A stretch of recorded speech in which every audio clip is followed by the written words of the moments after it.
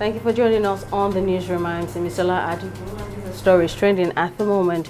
Governor of Lagos State Babajide Sanwo-Olu has called for unity in the state amid the divisive rhetorics that trailed his re-election bid. On Monday, the Independent National Electoral Commission (INEC) declared Sanwo-Olu as the winner of the Lagos governorship election after he polled 762,134 votes to win the election for a second term of 4 years. In his victory speech on Monday, Sanwo-Olu said elections should be based on competence and experience rather than ethnicity or religion. The Lagos governor said the true Lagos spirit is a welcoming one and liberal one rather than what was demonstrated in recent weeks. The greatest good is always for the greatest number, right? And ensure that Lagos, which is the microcosm of Nigeria, which is the centerpiece of our country, not only in Nigeria but in Africa, continues to carry on that program, that responsibility that we all know it for, right? And we cannot but do anything less.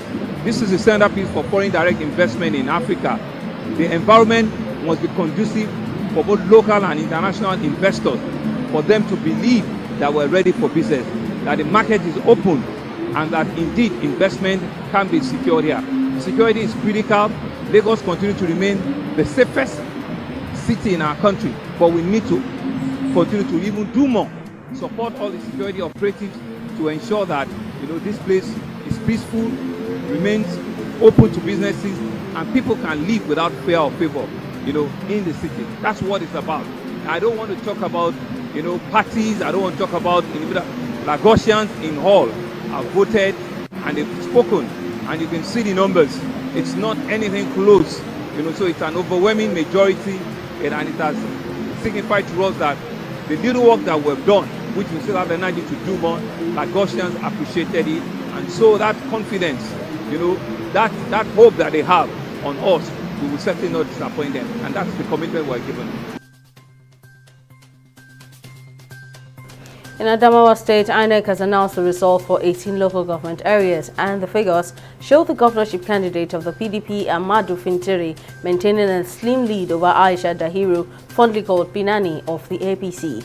Fintiri at present has polled 346,109 votes, while Binani has garnered 328,870 votes, leaving a difference of little over 17,000 votes between the two leading candidates.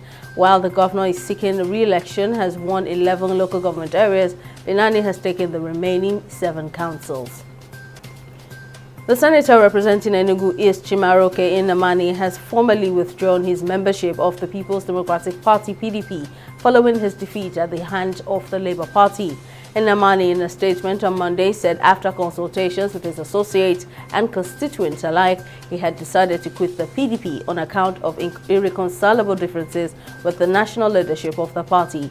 Kevin Chukwu clinched the seat after having polled 69,136 votes to defeat Nnamani, who scored 48,701 votes. The election was held last Saturday following the murder of former Labour Party standard-bearer Oyibo Chukwu 3 days before the initial February 25 date.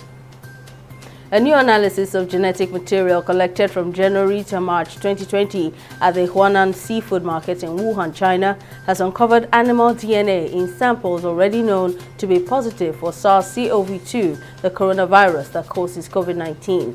According to the report, analysis of the data shows that raccoon dogs, which were being sold illegally at the market, may have been carrying and possibly shedding the virus at the end of 2019.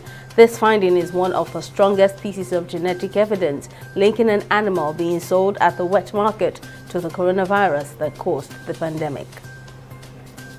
In business, selling pressure and profit-taking characterized the equities market last week as investors continued to realign portfolios ahead of the Central Bank of Nigeria (CBN's) Monetary Policy Committee meeting, which will commence on Monday.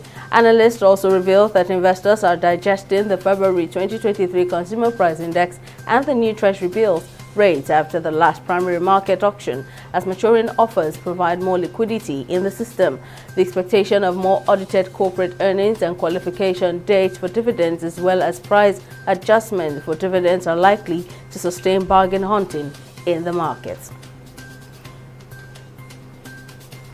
China's embassy in the Central African Republic has urged its citizens to avoid traveling outside the capital, Bangui, after a report that 9 Chinese nationals were killed by rebels at a gold mine outside the city. The embassy released a statement on Sunday saying, due to many vicious security incidents against workers of foreign mining enterprises in the area, Chinese citizens still outside Bangui were requested to evacuate immediately. Meanwhile, Chinese President Xi Jinping has called for severe punishment for perpetrators in accordance with the law and added that Chinese citizens' safety must be assured, speaking through the Chinese Foreign Ministry on Monday. In sports, Football Club Barcelona have taken a major step towards winning their first league title since 2019 after coming from behind to beat Madrid 2-1. Barcelona was saved by the VAR for the second consecutive game as Madrid had a goal by Marco Asensio ruled out in the 81st minute for offside. Barca is aiming to win a 27th league title, which would leave it 8th behind Madrid. That's all on the newsroom at this time. Thank you for watching.